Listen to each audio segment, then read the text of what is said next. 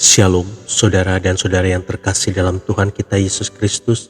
Marilah kita luangkan waktu beberapa menit untuk berkencan dengan Tuhan saat ini, agar dari hari ke hari kita semakin dekat dengan Tuhan, sehingga hidup kita semakin diberkati dan menjadi berkat. Bacaan dari surat Rasul Paulus kepada jemaat di Kolose, bab 3 ayat 13. Sabarlah kamu seorang terhadap yang lain, dan ampunilah seorang akan yang lain, apabila yang seorang menaruh dendam terhadap yang lain, sama seperti Tuhan telah mengampuni kamu, kamu perbuat jugalah demikian.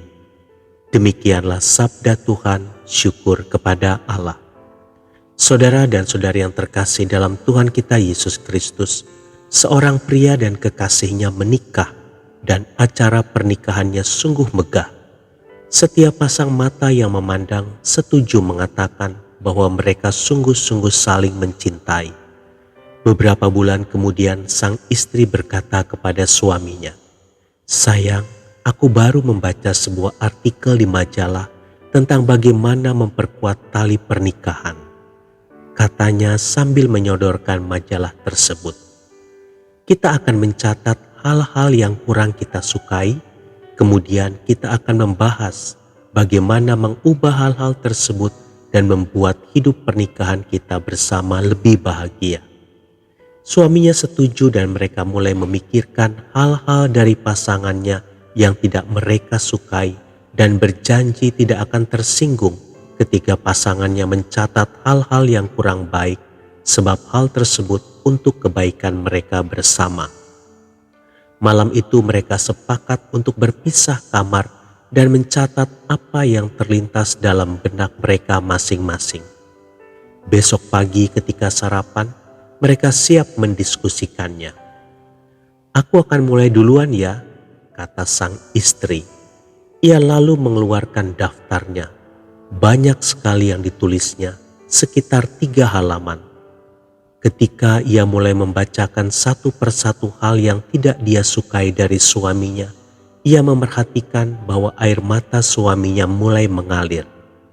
"Maaf, apakah aku harus berhenti?" tanyanya. "Oh tidak, lanjutkan," jawab suaminya. Lalu sang istri melanjutkan membacakan semua yang terdaftar, lalu kembali melipat kertasnya dengan manis di atas meja dan berkata dengan bahagia, "Sekarang gantian ya, engkau yang membacakan daftarmu." Dengan suara perlahan suaminya berkata, "Aku tidak mencatat sesuatu pun di kertasku. Aku berpikir bahwa engkau sudah sempurna dan aku tidak ingin mengubahmu. Engkau adalah dirimu sendiri, engkau cantik dan baik bagiku. Tidak satu pun dari pribadimu yang kudapatkan kurang." Sang istri tersentak dan tersentuh oleh pernyataan dan ungkapan cinta serta isi hati suaminya, bahwa suaminya menerimanya apa adanya. Ia menunduk dan menangis. Saudara dan saudari yang terkasih dalam Tuhan kita Yesus Kristus, dalam hidup ini banyak kali kita merasa dikecewakan, depresi dan sakit hati. Sesungguhnya tak perlu menghabiskan waktu memikirkan hal-hal tersebut. Hidup ini penuh dengan keindahan, sukacita dan pengharapan. Mengapa harus menghabiskan waktu memikirkan sisi yang buruk, mengecewakan dan menyakitkan, jika kita bisa menemukan banyak hal-hal yang indah di sekeliling kita? Kita akan menjadi orang yang berbahagia jika kita mampu melihat dan bersyukur untuk hal-hal yang baik dan mencoba melupakan yang buruk. Tuhan Yesus memberkati. Marilah kita berdoa dalam nama Bapa dan Putra dan Roh Kudus. Amin. Tuhan Yesus, aku bersyukur atas pasangan hidup, anak-anak dan orang tua yang Kau berikan. Ada banyak hal-hal yang menyakitkan dalam menjalani hidup bersama mereka. Namun aku pun sering merasakan hal-hal yang membahagiakan dari mereka.